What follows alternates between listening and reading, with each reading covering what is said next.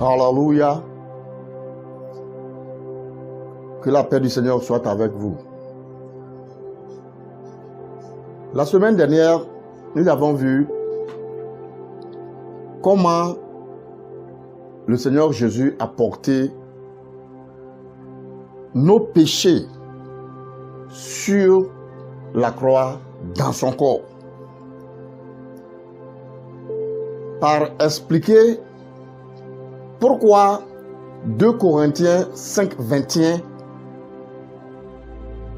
dit que celui qui n'a pas connu de péché, parlant du Seigneur Jésus,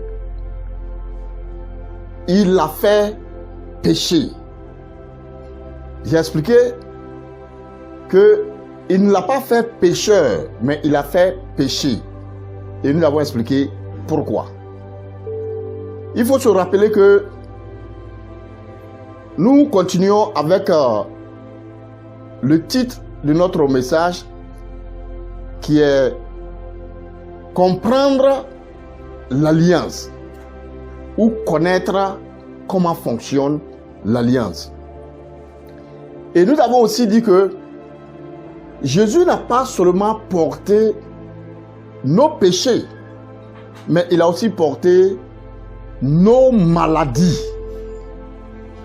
Et nous avons fini par aussi dire que il a porté aussi toute malédiction. C'est pourquoi, si aujourd'hui, un pasteur ou un prophète te dit que la maladie, la malédiction plutôt, de tes parents ou de tes aïeux te suit, c'est un faux prophète. Parce que Jésus a porté non seulement nos péchés, mais il a aussi porté nos maladies et nos malédictions. Donc, il faut connaître qui tu es. Il faut connaître ton identité en Christ. Pour ne pas qu'un prophète ou un soi-disant homme de Dieu te joue par t'escroquer. Tu n'es pas maudit, tu es béni. Ce que tu as à faire, c'est de connaître ton identité en Christ et revendiquer ta position, vivre, marcher dans cette position, dans cette identité.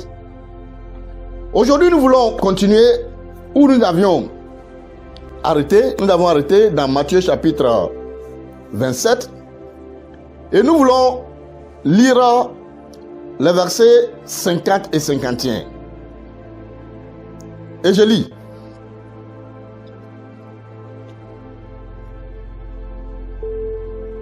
Il dit,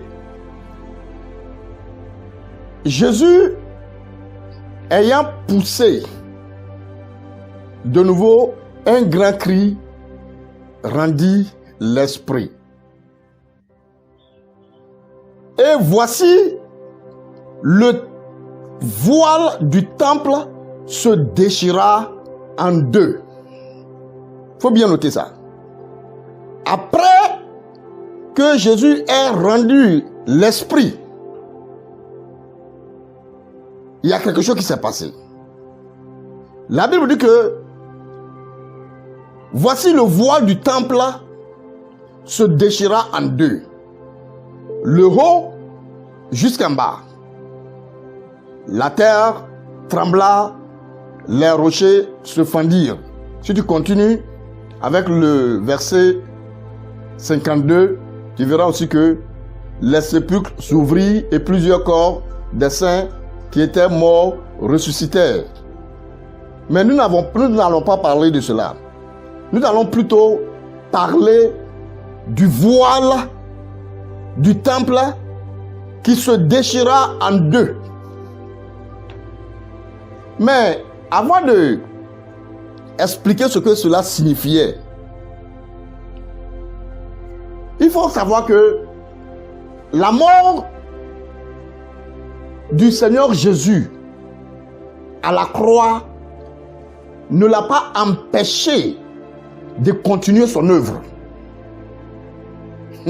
Écoute bien. Les gens pensent que quand le Seigneur a dit tout est accompli, ça veut dire que il n'a rien fait d'autre. Mais la Bible dit que après avoir rendu l'esprit, le voile du temple se déchira en deux.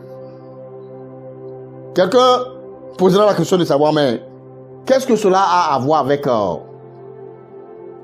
l'œuvre que le Seigneur Jésus a continué après sa mort, comme je le dis.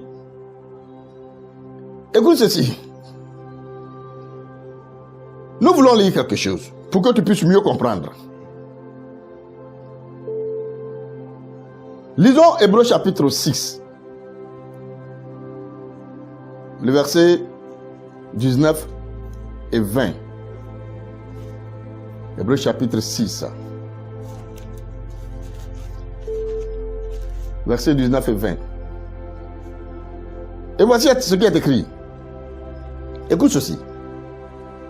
Cette espérance, nous la possédons comme une ancre de l'âme, sûre et solide.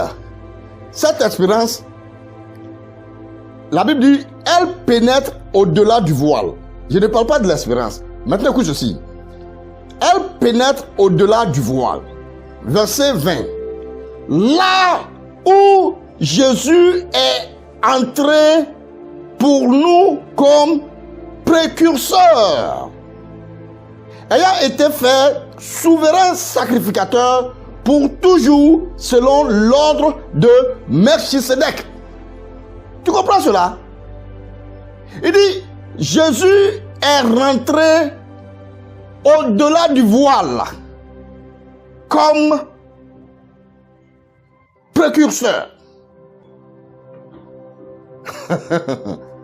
Tu vois? Donc, le voile qui était déchiré était l'œuvre du Seigneur Jésus. Quand on le voyait mort à la croix, la Bible dit quoi? La Bible dit que il est rentré dans le temple pour aller déchirer le voile qui séparait le lieu saint et le lieu appelé Saint des Saints. Je ne sais pas s'il faut expliquer cela. Je ne veux pas dévier de notre thème ou titre, mais permets-moi de t'expliquer un peu ceci. Tu vois, quand tu lis Hébreux, il parle de la construction de l'arc ou la construction du tabernacle, si tu veux. Et il y a 3 compartiments ou 3 lieux. Nous avons ce qu'on appelle la cour. Et nous avons ce qu'on appelle le lieu saint. Et nous avons le lieu appelé Saint des Saints. Donc, c'est dans le lieu appelé Saint des Saints que l'arc du Seigneur se trouvait, qui représentait la présence du Seigneur. C'est comme c'est là que le Seigneur rencontrait le souverain sacrificateur.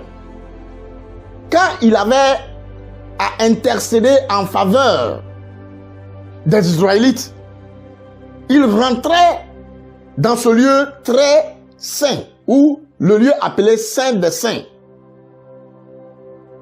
pour rencontrer le Seigneur. Et la Bible dit que il faisait cela une fois par an. Tandis que les sacrificateurs, eux, pouvaient entrer jusqu'au lieu saint, mais ils ne pouvaient pas aller au-delà du lieu saint. C'est intéressant. Si tu veux, tu peux lire le livre de Lévitique chapitre 16 et Exode chapitre 28 et tu comprendras quelque chose. Même le sacrificateur ou le souverain sacrificateur qui devait aller rencontrer Dieu dans le lieu appelé Saint des Saints, la Bible dit que il devrait offrir des sacrifices, non seulement pour son péché, avant de rentrer là, et aussi offrir des sacrifices pour le peuple d'Israël. C'est pourquoi quand tu vois comment leurs habits étaient conçus, je veux parler des sacrificateurs et surtout le souverain sacrificateur. Il y avait une partie qui a été créée où on mettait une ceinture ou une corde. Et pendant qu'il partait, on déroulait la corde. Pendant qu'il rentrait dans la présence du Seigneur, on déroulait la corde. Et quand il rentre dans la présence du Seigneur, ceux qui étaient dans la cour, alors attendaient son retour, après avoir performé ou accompli sa tâche. Ils attendaient son retour. S'il ne retournait pas, au fait, il y avait même des clochers qui sonnaient quand il faisait des mouvements. Donc quand ça arrêtait de sonner, quand ce clocher arrête de sonner, on a des soupçons. Pourquoi il ne bouge pas? Parce que s'il bougeait, le clocher allait sonner. Et quand on attend pendant longtemps, assez longtemps que le souverain sacrificateur ne sort pas, personne ne pouvait rentrer dans la présence du Seigneur. Donc ce qu'ils avaient à faire, c'est de tirer le souverain sacrificateur par la corde pour le faire sortir. Maintenant, qu'est-ce que cela signifiait? Le voile qui séparait le peuple, tout le peuple, y compris les sacrificateurs, de la présence du Seigneur. C'est-à-dire que le voile qui était entre le lieu saint et le lieu très saint. La Bible dit que ça voulait tout simplement dire que le lieu où la rentrée dans la présence du Seigneur n'était pas encore permis. Maintenant, Christ, après avoir accompli toutes choses, en esprit, rentre maintenant dans la présence du Seigneur, en déchirant, en enlevant, en ôtant ce voile qui était un obstacle pour entrer dans la présence du Seigneur. C'est exactement ce que le Seigneur a fait. Donc quand je te dis que l'œuvre du Seigneur ne s'est pas arrêtée à la croix, mais ça allait même au-delà de la croix, c'est ce que je veux dire. Et j'appelle cela l'œuvre derrière la scène. Ça, on ne l'a pas vu. C'est la Bible qui nous explique ce qui s'est passé en esprit.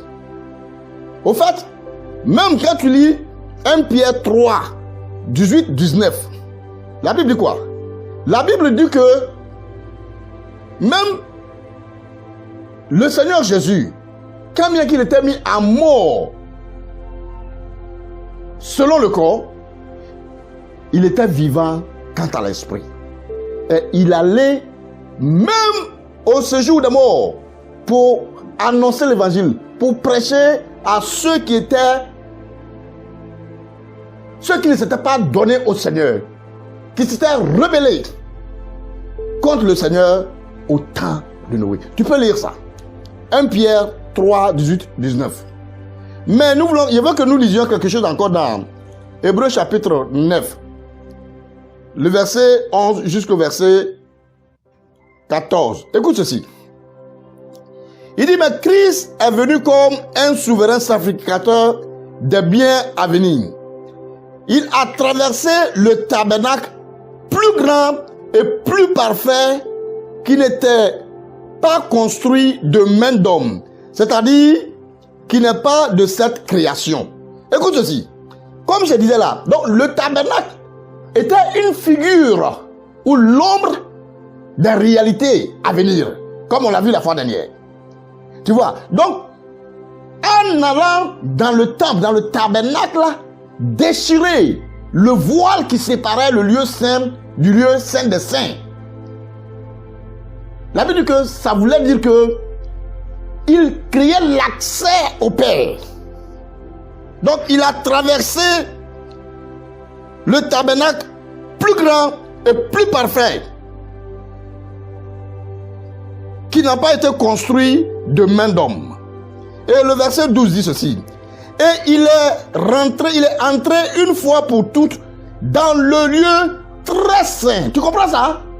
Il est rentré dans le lieu très saint une fois pour toutes. Non avec le sang de bouc, comme le souverain sacrificateur qui allait devant le Seigneur devait offrir des sacrifices au Seigneur, non seulement pour sa péché, mais pour le péché du peuple, avec du sang, en offrant des boucs, des animaux. Et le sang était donc ce qu'ils utilisaient pour effacer ou pour nettoyer le péché de l'homme. Mais c'était une figure du vrai sang, du vrai agneau de Dieu. Tu vois? Donc il dit, il est rentré dans le lieu très saint, non avec le sang des boucs et des veaux, mais avec son propre sang, ayant obtenu une miséricorde, une rédemption plutôt éternelle. Car si le sang des taureaux et des boucs et la cendre d'une chèvre répandue sur ceux qui sont souillés sanctifie et procure la pureté de la chair, combien plus le sang de Christ, qui par un esprit éternel s'est offert lui-même sans tache à Dieu, purifiera-t-il votre conscience des œuvres mortes, afin que vous serviez le Dieu vivant. Hallelujah. Je ne sais pas comment tu comprends ça. Tu vois?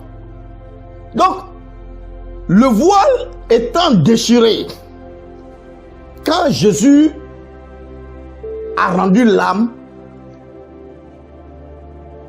explique que le Seigneur était en train de créer l'accès, le mur de séparation entre nous et Dieu était en train d'être détruit. Et c'est ce qu'il a fait en détruisant ce mur, en déchirant ce voile. Hallelujah. Et qu'est-ce que la Bible dit? La Bible dit que il est rentré une fois. Nous voulons continuer toujours, lire toujours Hébreux chapitre 9, le verset 6 jusqu'au verset 8. Écoute ce qu'il dit. Il dit, or ces choses étant ainsi disposées, les sacrificateurs qui font le service entrent en tout temps dans la première partie du tabernacle. Tu vois ce que je t'ai expliqué? Donc les sacrificateurs, eux, ils rentraient dans la première partie du tabernacle, c'est-à-dire le lieu saint. Les sacrificateurs. Et ils faisaient ceci en tout temps. Et dans la seconde, le souverain sacrificateur seul entre une fois par an, non sans y apporter du sang qu'il offre pour lui-même et pour les péchés du peuple. Le Saint-Esprit montrait par là que le chemin du lieu très saint n'était pas encore ouvert, tandis que le premier tabernacle subsistait. Verset 9.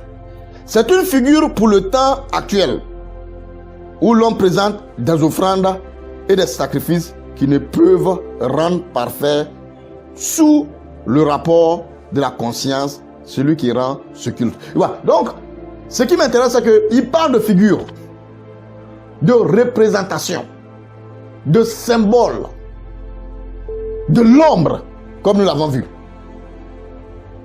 Tu vois? Mais Jésus, lui, est rentré une fois pour toutes. Il s'est offert une fois pour toutes. Nous voulons lire encore. Le 9 toujours. Je veux que tu prennes le temps pour lire le Hébreux chapitre 9. Tout le chapitre. Et tu comprendras mieux ce que je suis en train d'expliquer. Maintenant, nous voulons lire le verset 24 jusqu'au verset 27. Écoute ceci. Il dit, car Christ n'est pas entré dans un sanctuaire faire de main d'homme, en imitation du véritable, mais il est entré dans le ciel lui-même afin de comparaître maintenant pour nous devant la face de Dieu. Et ce n'est pas pour s'offrir lui-même plusieurs fois qu'il y est entré, comme le souverain sacrificateur entre chaque année dans le sanctuaire avec du sang étranger. Autrement, il aurait fallu qu'il eût souffert plusieurs fois depuis la création du monde. Tandis que maintenant, à la fin des siècles, il a apparu une seule fois, écoute ceci, il a apparu une seule fois pour abolir le péché par son sacrifice. Je ne sais pas si tu comprends ça. Il est apparu une seule fois pour s'offrir une seule fois, pour abolir le péché une seule fois. Tu vois ce que le Seigneur a fait pour nous. Donc, j'ai fait toutes ces lectures pour que tu puisses comprendre que quand la Bible dit dans 2 Corinthiens 5, 21 que Jésus a été fait péché pour que nous devenions en lui justice de Dieu, la raison, c'est ce que le Seigneur a accompli, non seulement à la croix, mais au-delà de la croix. Donc maintenant, nous avons accès, nous avons tous accès, tous ceux qui croient en lui, tous ceux qui ont foi en lui ont accès dans la présence du Seigneur. Donc tu n'as pas besoin que quelqu'un te conduise dans la présence du Seigneur. Tu peux toi-même aller dans la présence du Seigneur. Parce que Dieu maintenant ne te voit plus avec tes péchés. Mais il te voit comme étant justifié par lui au travers du Seigneur Jésus. Comme nous l'avons vu la fois dernière, Jésus a payé le prix de notre condamnation. Je voudrais que nous lisions quelque chose dans Romains chapitre 1 pour mieux comprendre. Romains chapitre 5 plutôt, le verset 1. Romains chapitre 5, verset 1. Il dit, étant donc justifié par la foi. C'est le français, hein? Donc nous avons été justifiés par la foi, non par les œuvres. Donc il ne faut pas regarder tes œuvres. Il ne faut pas regarder ton état. Tu as une identité, une vraie identité en Christ. Et c'est à cette identité-là que tu dois regarder. Il dit quoi? Étant donc justifié par la foi, non par les œuvres, par la foi, nous avons la paix avec Dieu par notre Seigneur Jésus. Alléluia. Tu vois, Esaïe dit que le châtiment qui produit la paix est tombé sur lui. Il a porté ce châtiment.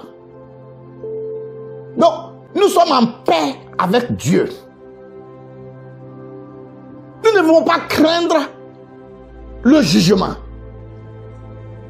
Jésus lui-même a dit, celui qui croit en moi n'est pas jugé, mais il est passé de la mort à la vie. Il n'y a maintenant plus de condamnation pour ceux qui sont en Christ. Ce n'est pas ton œuvre, c'est son œuvre à lui. Je veux dire Jésus. Il a fait ce que tu ne pouvais pas faire. Avant de finir, je voudrais que nous lisions ce passage dans Actes chapitre 13. Actes chapitre 13, versets 38 et 39. Qu'est-ce qu'il dit? Il dit, sachez donc, hommes frères, que c'est par lui que le pardon des péchés vous est annoncé. Par qui? Par Jésus. Il n'y a pas de salut sous ce ciel. Il n'y a pas de pardon de péché sous ce ciel. À moins que tu acceptes le Seigneur Jésus. À moins que tu acceptes l'œuvre de la rédemption qu'il a accomplie à la croix pour toi. Maintenant, écoute ceci.